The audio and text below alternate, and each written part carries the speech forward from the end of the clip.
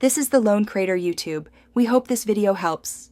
You start by confirming compatibility and getting the first connections in place.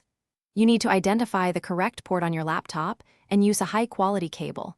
Cheap adapters can cause flicker. Once the cable is attached, power the second monitor and switch its input to the matching port. Make sure your laptop is awake and not in sleep mode, and verify the monitor shows a signal. This reduces guessing and speeds the next configuration steps. Once done connecting, you move into system settings to tell your computer how to use the second screen. You should choose Extend if you want extra workspace, or Duplicate for mirroring. Choose the resolution that matches the monitor for sharp text.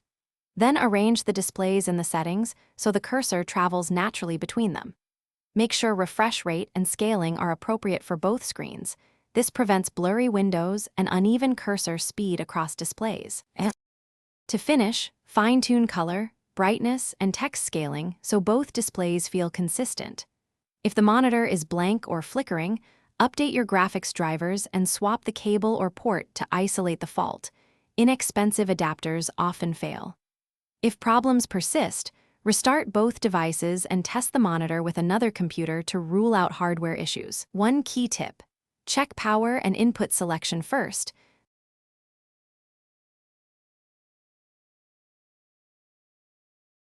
Thanks for watching. Consider subscribing if we helped you.